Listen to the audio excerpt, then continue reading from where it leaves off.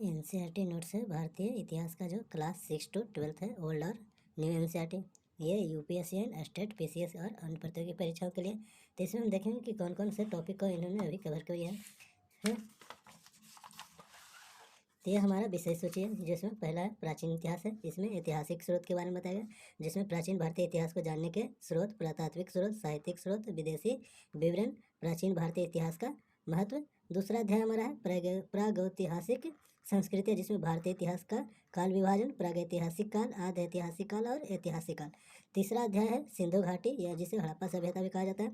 इसमें हड़प्पा सभ्यता की खोज, सिंधु घाटी सभ्यता के प्रमुख नगर, नगर नियोजन, वाणिज्य तथा व्यापार, कला एवं संस्कृति, सिंधु सभ्यता की देन। चौथा अध्याय हमारा है वैदिक संस्कृति, जिसमें आर्यों का आगमन, वैदिक साहित्य, सूत्र साहित्य, उत्तर वैदिक काल के बारे में जानना है।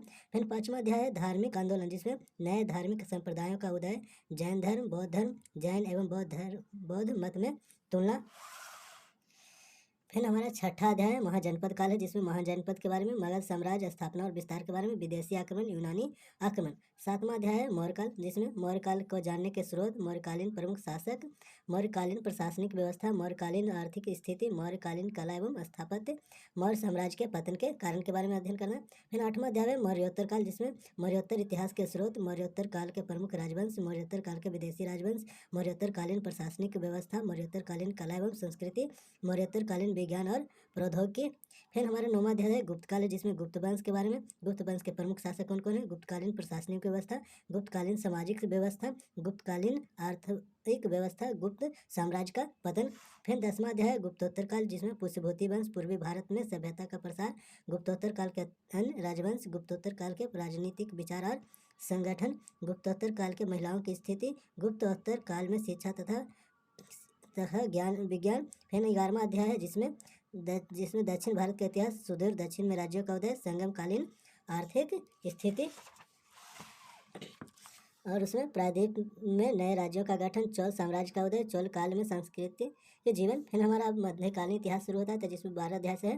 तो 12 अध्याय में भारत पर अरब और तुर्क आक्रमण, जिसमें भारतीय इतिहास के में मध्यकाल का आरंभ, भारत पर तुर्क आक्रमण, तराइन का युद्ध, तुर्कों की सफलता के कारण के विचारों की चर्चा करना है। फिर 13वां अध्याय दिल्ली सल्तनत है, जिसमें दिल्ली सल्तनत की स्थापना, गुलाम वंश, खिलजी वंश, तुगलक वंश, सैयद वंश और दिल्ली सल्तनत में मंगोल आक्रमण की स्थिति के बारे में है।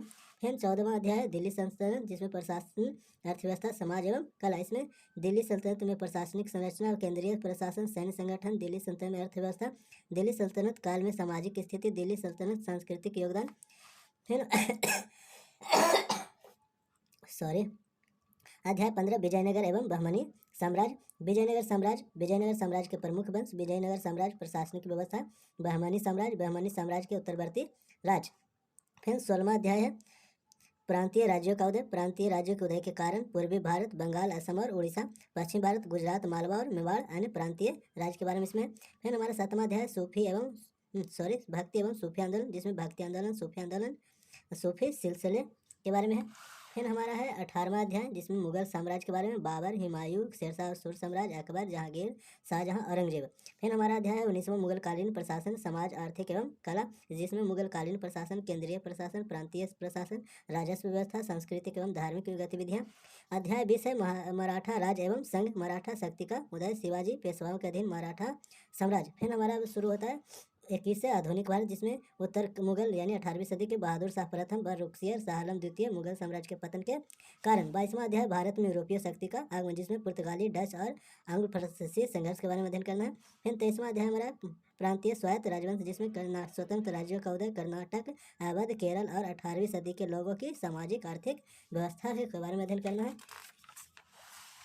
फिर हमारा है अध्याय 24 ब्रिटिश काल की प्रशासनिक एवं आर्थिक नीतियाँ, जिसमें ब्रिटिश काल की प्रशासनिक नीतियाँ, प्रांतीय शासन, ब्रिटिश काल में लोक सेवा यानी सिविल सर्विस के बारे में, ब्रिटिश काल की आर्थिक नीतियाँ, मालगुलारी नीति का है। फिर हमारा 25वां अध्याय जनजातीय किसान और मजदूर आंदोलन, जनजातीय विद्रोह, किसान आंदोलन, मजदूर आंदोलन। फिर 26वां अध्याय सामाजिक धार्मिक सुधार आंदोलन, जिसमें प्रमुख सामाजिक सुधार आंदोलन, ब्रह्म समाज, प्रार्थना समाज, रामकृष्ण मिशन, पश्चिम भारत के प्रमुख समाज सुधारक, प्रमुख धार्मिक सुधार आंदोलन, दलित राज्य जातियों के आंदोलन। फिर 27वां अध्याय हमारा भारत में प्रेस एवं शिक्षा का विकास, भारत में प्रेस का विकास, शिक्षा का विकास, ब्रिटिश शिक्षा प्रणाली की कमजोरी के बारे में। फिर 28वां अध्याय 1857 का विद्रोह। 1857 के विद्रोह के प्रमुख कारण क्या क्या थे? 1857 के विद्रोह का आरंभ एवं उसकी प्रगति, 1857 के विद्रोह की असफलता के कारण, 1857 के विद्रोह का दमन और 1857 के विद्रोह के परिणाम क्या हो इसके बारे में जानना है। फिर 29वां अध्याय भारत का राष्ट्रीय आंदोलन का प्रथम चरण जो 1885-1915, जिसमें कांग्रेस से पूर्व की राजनीतिक संस्थाओं के बारे में, कांग्रेस के उदारवादी एवं उग्रवादी चरण, बंगाल विभाजन, क्रांतिकारी आंदोलन जो प्रथम चरण का था, प्रथम महायुद्ध के दौरान राष्ट्रीय आंदोलन के बारे में जानना है। हमारा 30वां अध्याय में भारत का राष्ट्रीय आंदोलन द्वितीय चरण है जो 1915 से 1935 चला, जिसमें प्रमुख अधिवेशन आंदोलन धाराएं, लखनऊ अधिवेशन, गांधी जी के प्रारंभिक सत्याग्रह, जलियांवाला बाग हत्याकांड, असहयोग आंदोलन, स्वराज पार्टी, क्रांतिकारी आंदोलन द्वितीय चरण, साइमन कमीशन, कांग्रेस का लाहौर अधिवेशन, कांग्रेस का कराची अधिवेशन। 31वां अध्याय में भारतीय स्वतंत्रता आंदोलन का तृतीय चरण, भारत की स्वतंत्रता का तृतीय चरण, भारत सरकार अधिनियम 1935, अगस्त प्रस्ताव, भारत छोड़ो आंदोलन वर्ष 1942 के पश्चात राष्ट्रीय घटनाक्रम के बारे में, कैबिनेट मिशन योजना, भारतीय स्वतंत्रता अधिनियम 1947 के बारे में जाना। फिर 32वां अध्याय में गवर्नर जनरल एवं वायसराय के बारे में, जिसमें गवर्नर जनरल एवं वायसराय पद का सृजन, प्रमुख गवर्नर जनरल एवं viceroy, Lord Cornwallis, Lord Hastings, Lord Dalhousie, Lord Ripon, Lord Lithgow के बारे में जानना है। 33वां अध्याय में स्वतंत्रता के पश्चात भारत की स्थिति के बारे में जानना, जिसमें स्वतंत्रता के पश्चात भारत के समस्त चुनौतियां क्या क्या हैं, रियासतों का एकीकरण कैसे हुआ, बैंकिंग क्षेत्र में सुधार कैसे हुआ, जिसके लिए शिक्षा के क्षेत्र में प्रगति कैसे हुआ उसके बारे में।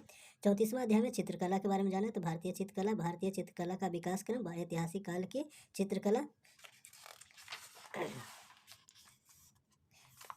पूर्व मध्यकालीन चित्रकला, औपनिवेशिक काल की चित्रकला, लोक चित्रकला। 35वां अध्याय में मूर्तिकला है, जिसमें भारतीय मूर्तिकला, मौर्यकालीन मूर्तिकला, कुषाणकालीन मूर्तिकला, दक्षिण भारतीय मूर्तिकला, पूर्व मध्यकालीन मूर्तिकला, आधुनिक काल की मूर्तिकला के बारे में जाना। फिर 36वां अध्याय में स्थापत्य एवं वास्तुकला है, प्राचीन भारत की स्थापना एवं वास्तुकला, आरंभिक स्थापित साक्ष्य, स्तूप, गुफाएं, चैत्य एवं विहार, मंदिर, मध्यकालीन स्थापत्य कला, प्रांतीय स्थापत्य शैली, आधुनिक स्थापत्य कला, अक्षरधाम। 37वां अध्याय में संगीत एवं नृत्य के बारे में, तो संगीत, भारतीय संगीत के रूप, नृत्य, भारतीय शास्त्रीय नृत्य, जनजातीय नृत्य। 38वां अध्याय में भाषा, साहित्य एवं दर्शन के बारे में, जिसमें भाषा, भारत की प्रमुख भाषाएं, प्राचीन भारतीय साहित्य, मध्यकालीन साहित्य के बारे में, और ये अंतिम में परिशिष्ट है। तो इतने हम टॉपिक को बारी बारी से कराएंगे। तो आपको अगर वीडियो अच्छा लगे तो लाइक शेयर और सब्सक्राइब करें, तथा नए हैं तो आप चैनल को सब्सक्राइब और शेयर जरूर करें।